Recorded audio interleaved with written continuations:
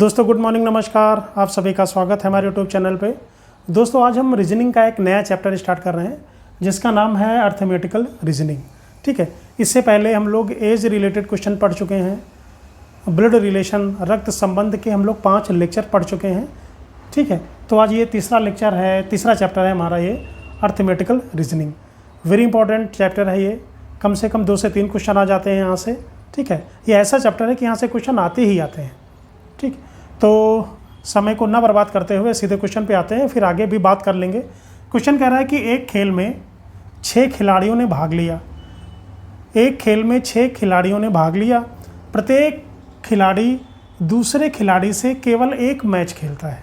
ठीक है, क्वेश्चन पढ़ के कुछ याद आ रहा होगा कि लोग एक दूसरे से हाथ मिलाते हैं, शेक हैंड करते हैं, एक दूसरे को गिफ्ट देते हैं। ठीक है, तो कुछ वैसे ही ट्रिक पे ये क्वेश्चन है। तो क्वेश्चन कह रहा है कि एक खेल में 6 खिलाड़ियों ने भाग लिया। प्रत्येक खिलाड़ी दूसरे खिलाड़ी से केवल एक मैच खेलता है, तो कुल कितने मैच खेले गए। ठीक है, तो क्वेश्चन बिल्कुल ईजी है, इसको हम बेसिक कॉन्सेप्ट पे भी कर सकते हैं। ठीक है, और हम ट्रिक से भी कर सकते हैं। तो पहले हम थोड़ा सा इसका बेसिक कॉन्सेप्ट देख लेते हैं। क्वेश्चन कह रहा है कि 6 खिलाड़ियों ने भाग लिया और प्रत्येक खिलाड़ी दूसरे खिलाड़ी से केवल एक मैच खेलता है। ठीक है, तो इससे क्या निकल के आ रहा है कि जो हमारा टोटल खिलाड़ी हैं 6, तो जो 6 नंबर का खिलाड़ी होगा, ठीक है, तो कितने बचे 5, तो वो 5 मैच खेलेगा। ठीक है, जो 5वें नंबर का खिलाड़ी होगा वो 4 मैच खेलेगा। जो चौथे नंबर का खिलाड़ी होगा वो 3 मैच खेलेगा। जो तीसरे नंबर का होगा वो 2, और जो दूसरे नंबर का होगा वो 1 मैच खेलेगा। ठीक है, तो कुल कितने मैच खेले गए इसको हम जोड़ लेंगे। 5 4 9 1 10 5 15 हमारा आंसर आ जाएगा। ठीक है, तो इसमें कहा गया कि केवल एक मैच खेलता है, तो जो छठा नंबर का है तो 6 के बाद कितने बचे। अगर 6 को निकाल दे तो 5 लोग बचे, तो 5 लोगों से मैच खेलेगा।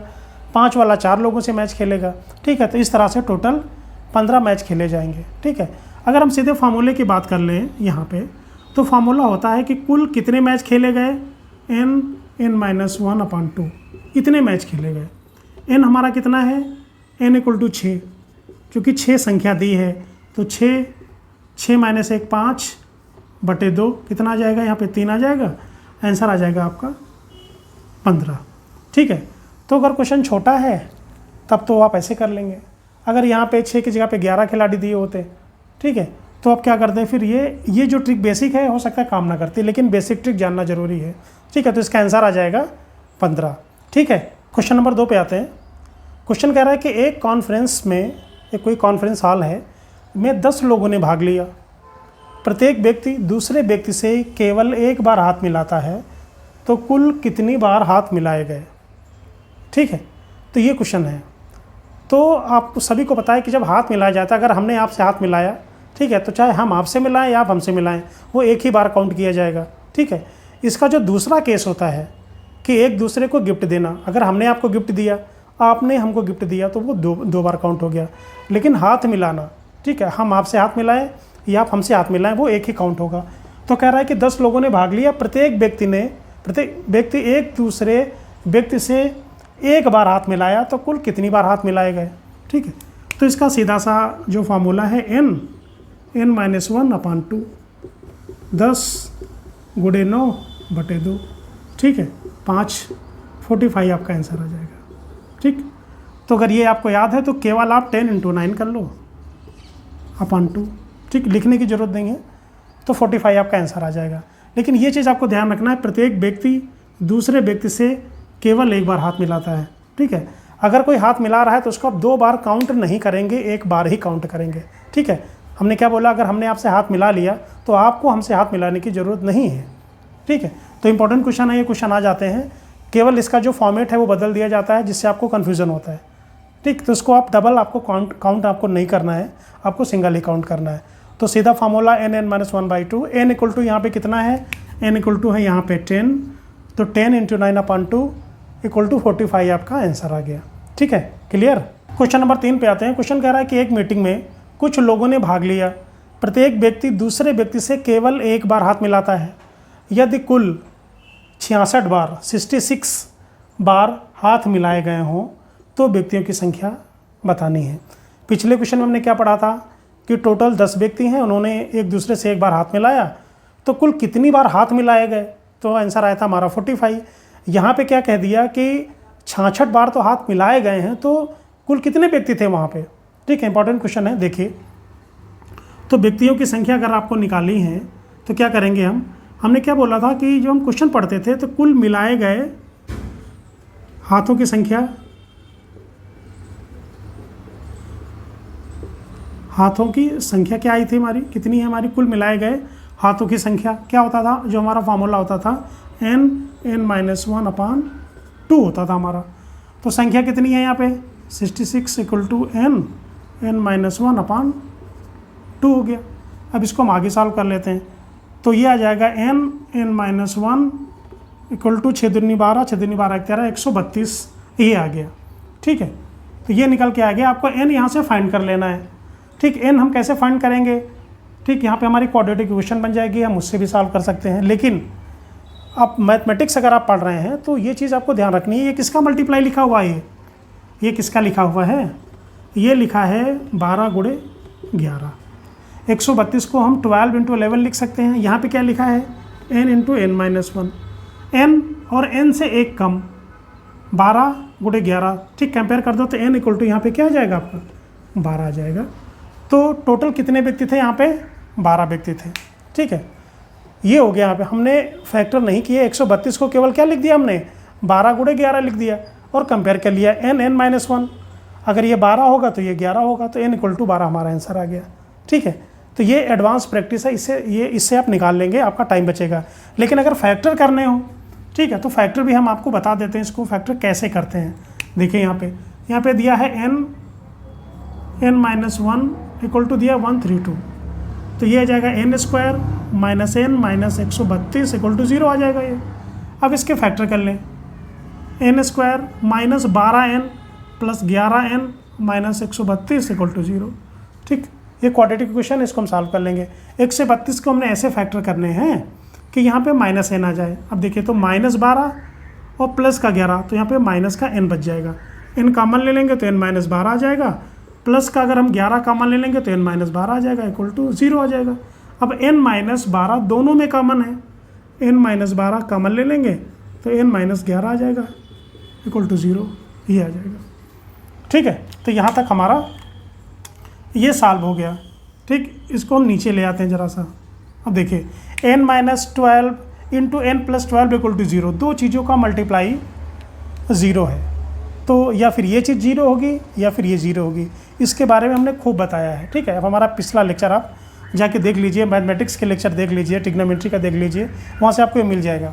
तो जब दो चीज़ों का मल्टीप्लाई 0 होता है तो क्या होता है, जिस अगर हमने लिख दिया a × b = 0, तो इसका मतलब क्या है, या फिर a = 0 होगा या फिर b = 0 होगा। इन दोनों में से एक चीज़ को 0 होना ही पड़ेगा। ठीक है, तो यहाँ पे क्या n + 12, अगर n में हम कुछ ऐड करेंगे तो वो कभी 0 के बराबर नहीं आएगा, इसलिए n - 12 = 0, तो n = 12 आपका आंसर आ जाएगा। लेकिन हम आंसर यहाँ पे पहले ही निकाल चुके हैं। ठीक, ये आपको करने की ज़रूरत नहीं है, ये तो हमने आपको केवल सिखाने के लिए बता दिया। तो आपको ये चीज़ ध्यान रखना है कि 132 के ऐसे क्या फैक्टर कह रहे हैं जो बिल्कुल कॉन्टिन्यूएशन में हो, 11 12। अब ये नहीं है 15 18 आ जाएगा, ऐसा नहीं, क्योंकि n(n-1) यहाँ पे n है, n से एक कम n-1 है, तो इसी कॉन्टिन्यूएशन में आपको फैक्टर करने हैं, तो सीधे हमने कंपेयर कर दिया। ठीक है, तो ये थोड़ा सा जब आप प्रैक्टिस कर लोगे तो आपको आ जाएगा। बाकी फैक्टर भी आपका काम आता है, तो फैक्टर से हम इसको ऐसे निकाल लेंगे। ठीक है, तो आशा करता हूँ कि ये क्लियर हो गया होगा। और दोस्तों, अगर आप अभी तक आपने हमारे चैनल को सब्सक्राइब नहीं किया है तो प्लीज़ आप उसको सब्सक्राइब कर लें, दोस्तों को शेयर कर दें। ठीक है, क्लियर। क्वेश्चन नंबर 4 पे आते हैं। क्वेश्चन नंबर 4 कह रहा है कि एक पार्टी में हर किसी ने हर किसी को एक गिफ्ट दिया। ठीक है, क्वेश्चन को ध्यान से पढ़ना। यदि वितरित किए गए कुल गिफ्टों की संख्या 210 है तो पार्टी में कुल कितने व्यक्ति थे। ठीक है, क्वेश्चन को ध्यान से पढ़ लेना। तो हमने इसमें दो बातें बताई थी। पहले हमने बोला था कि एक दूसरे से लोग हाथ मिलाते हैं, ठीक है, तो उसको हम एक काउंट करते हैं। लेकिन यहाँ पे क्या है कि एक दूसरे को गिफ्ट दिया गया, कि हमने आपको गिफ्ट दिया और आपने हमको गिफ्ट दिया। ठीक है, तो केस थोड़ा सा यहाँ पे अलग हो गया, तो ये चीज़ आपको ध्यान रखनी है। तो गिफ्टों की संख्या कितनी है, 210 है। ठीक है, तो हम क्या करते हैं, गिफ्टों की संख्या क्या होता है हमारा n(n-1). ठीक, यहाँ पे n(n-1/2) नहीं लेते हैं। 2 हम कब लेते हैं? जब सिंगल काउंट हो, डबल काउंट होगा तो नहीं लेंगे। तो गिफ्टों की संख्या कितनी है आपकी? 210 इक्वल टू क्या आ जाएगा? n(n-1). ठीक, तो यहाँ से अगर हम n निकाल लेंगे, जो n हमारा क्या है? n हमारा है व्यक्तियों की संख्या, n हमारा है व्यक्तियों की संख्या। ठीक है, तो यहाँ से हम व्यक्तियों की संख्या निकाल लेंगे। अब इसको सॉल्व करना है। हमने पिछले क्वेश्चन में आपको बता दिया था इसको हम कैसे सॉल्व करेंगे। ठीक, तो यहाँ पे ये ऑलरेडी लिखा हुआ है, आपका 210 लिखा हुआ है। ठीक है, तो n(n-1) इक्वल टू 210 आ गया। अब 210 को हम 15 × 14 लिख सकते हैं। देखिए 15 दामा कितना हो जाएगा? 150 और 15 चौको 60, 210 आ जाएगा। यहाँ पे आ जाएगा n(n-1). ठीक, अब इसको क्या करेंगे? हम कंपेयर कर देंगे।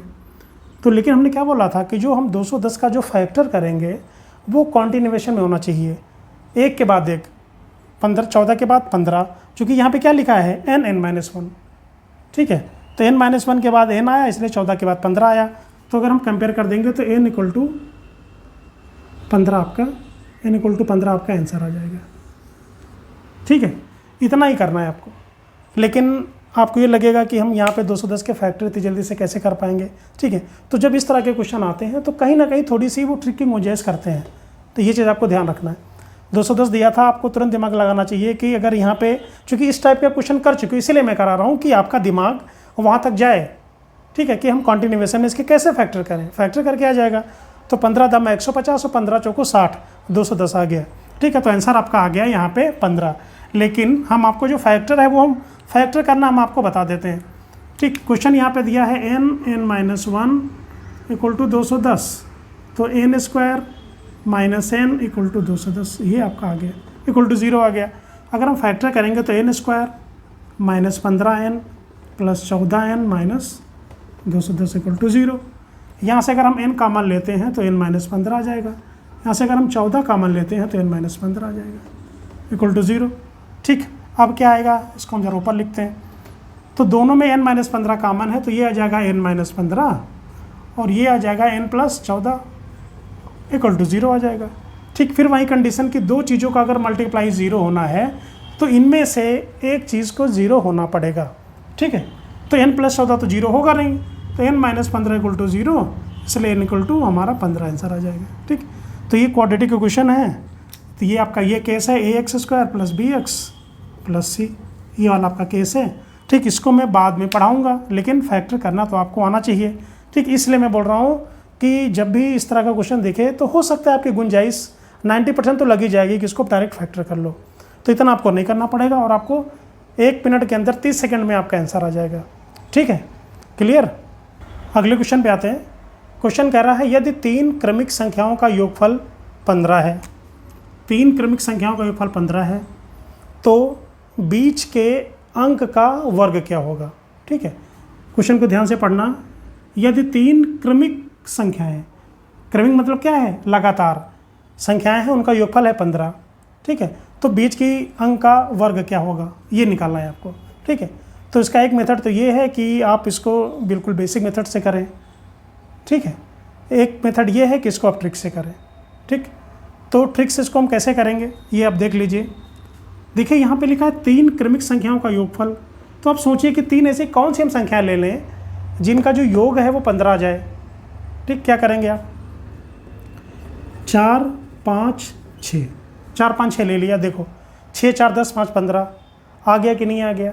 3 क्रमिक संख्याओं का योगफल पूछा है, तो एक 4 होगी, एक 5 ले लिया, एक मैंने 6 ले लिया। ठीक, 15 हो गया। ठीक है, अगर एक बार 3 लेते, 4 लेते, 5 लेते तो नहीं आता। 4 5 6 संख्या छोटी है, हम आराम से इसको कर सकते हैं। तो बीच की संख्या है 5, इसका जब हम वर्ग कर देंगे तो आंसर आ जाएगा हमारा 25। तो ये आपका आंसर आ जाएगा। ठीक है, यहाँ पे आपका आंसर आ गया। लेकिन बेसिक का अगर आपको थोड़ा सा कॉन्सेप्ट लेना है तो क्या करेंगे? 3 क्रमिक संख्याएं हैं, तो मान लेते हैं कि एक संख्या हमारी x है, दूसरी हमारी x+1 है, तीसरी हमारी x+2 है। ठीक, ट्रिक जानने से पहले आपको बेसिक मेथड जानना बहुत ज़रूरी है। ठीक है, तो एक x है, एक x+1 है और एक x+2 है। ठीक, योगफल दिया है तो क्या करेंगे? इनको हम ऐड कर लेंगे। योग कितना दिया है? 15 दिया है। ठीक, इनको ऐड करो, x 3x plus 2 1 3 equal to आ जाएगा आपका 15। तो 3x इक्वल टू कितना आ जाएगा 12, x इक्वल टू कितना आ जाएगा 4। अब x इक्वल टू 4 आ गया तो बीच वाली संख्या आपकी कौन सी है x प्लस 1। जो x प्लस 1 है ना ये आपकी बीच वाली संख्या है, तो x प्लस 1 आपकी बीच वाली संख्या है। x आ गया 4 प्लस 1 इक्वल टू आ गया 5। 5 का जब हम वर्ग करेंगे तो आ जाएगा आपका 25। ठीक है, तो आशा करता हूँ दोस्तों कि ये जो लेक्चर है वो आपको समझ में आ गया होगा। ये अर्थमेटिकल रीजनिंग का लेक्चर नंबर 1 है। 3 से 4 लेक्चर में इसको हम ख़त्म करेंगे। ठीक है, और ये काफ़ी इंपॉर्टेंट चैप्टर है, इसलिए इसको आप स्किप मत करिएगा, पूरा देखिएगा और पूरे लेक्चर आप देखिएगा। ठीक है, तो आशा करता हूँ कि आप हमारे चैनल को सब्सक्राइब करेंगे और शेयर करेंगे। Thank you so much.